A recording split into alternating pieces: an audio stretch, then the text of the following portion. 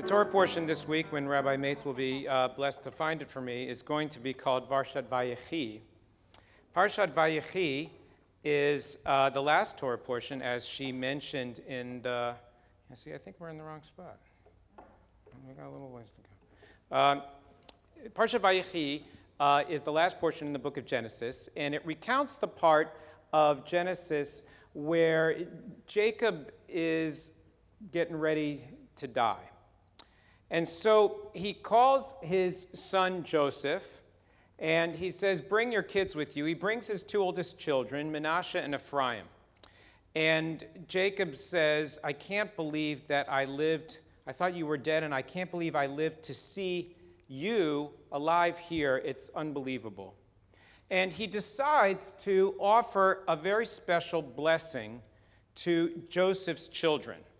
And in blessing Joseph's children, he takes his right hand and crosses it over to bless the younger one, Ephraim, and the left hand, which normally goes to the younger child, to bless Manasseh, the older one. And Joseph says, whoa, Dad, what are you doing? That's not the right way to do it. And Jacob says, no, I know what I'm doing. The younger one is going to have a special role. The older one's great, can have an important role, but the younger one is going to be the one who will carry on the family lineage. And the two of them accept this blessing. They don't fight, they don't quibble, they don't quarrel. And so it's customary that you say this blessing when a parent blesses a child.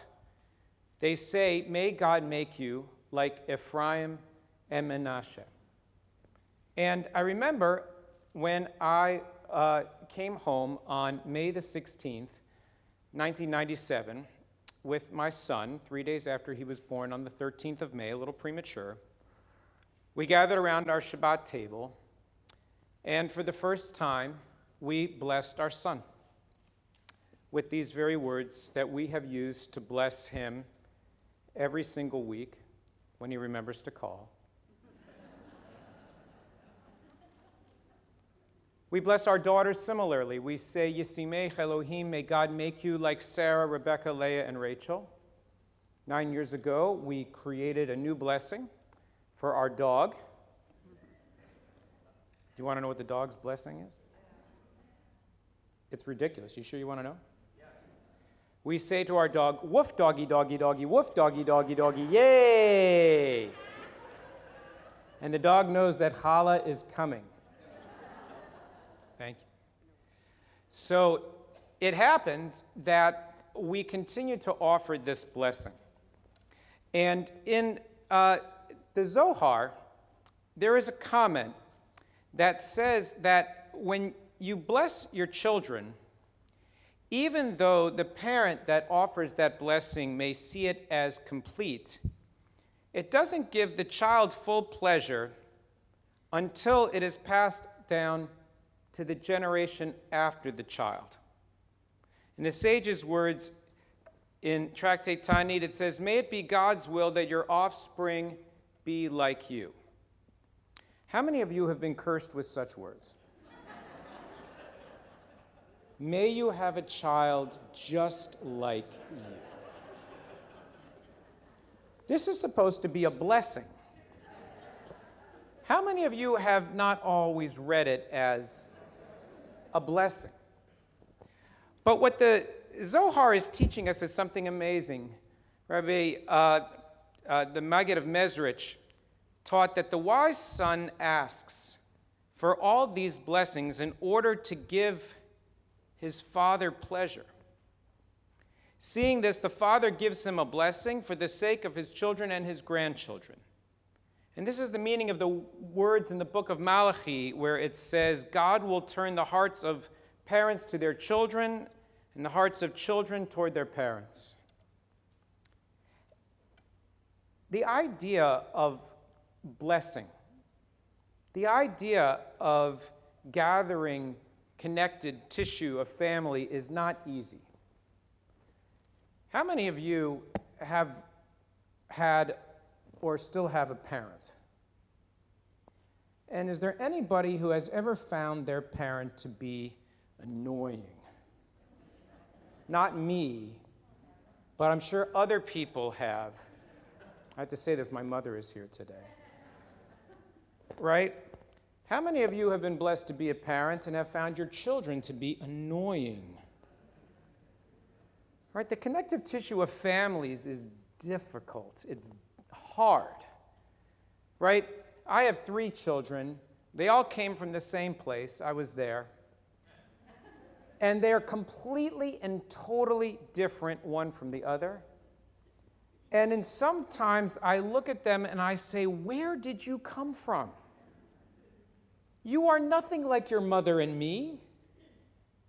And what's amazing is when we stop, however, on Shabbat evening to bless our children, it's an opportunity for us to draw them close and not to see them for all of their challenges, but to see them for all of their miraculousness.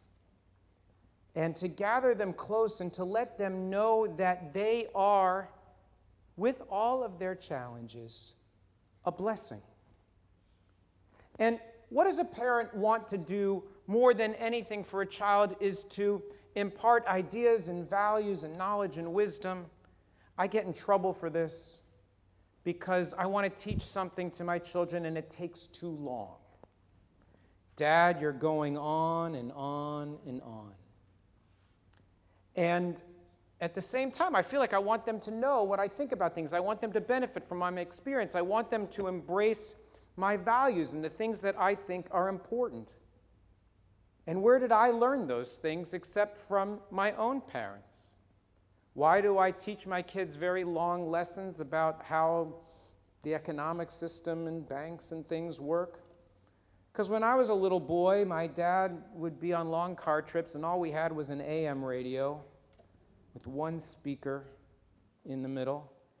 And so rather than listen to the crackle on the radio, my dad would talk and explain things that maybe I was 10, 11, 12, didn't really completely, totally understand, but I loved the idea that he was trying to teach me something.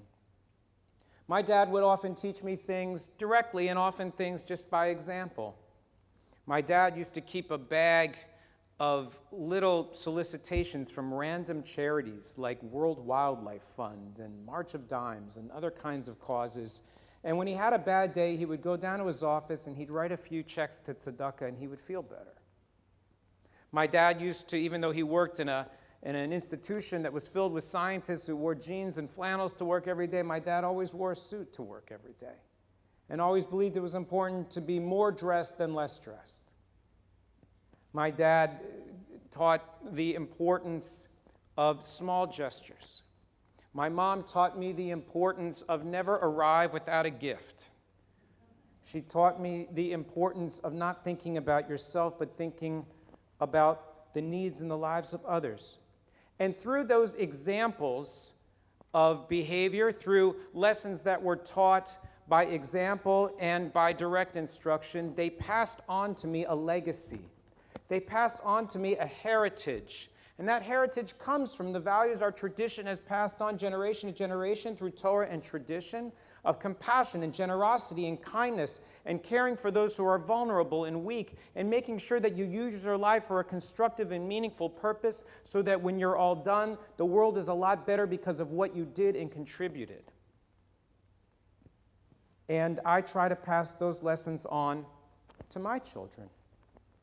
And so what gives me greater pleasure than anything in the world is when our family is together, either virtually or in person, and I have the opportunity to pull my children close and to say those words, Yisimcha Elohim ke'Ephraim v'chi Menashe. May God make you like Ephraim and Menashe. Yisimech Elohim ke'Sara Rivka Leah v'Rachel. May God make you like Sarah, Rebecca, Leah, and Rachel. Woof doggy, doggy, doggy, woof doggy, doggy, doggy, yay. And to let them know how important they are in the world, how important they are to me, and that the richness of the blessings they have brought to my life, I hope, will be reflected in the blessings that I offer to them as the power of Torah and tradition and moral instruction and holy values are transmitted generation to generation to generation. Shabbat Shalom.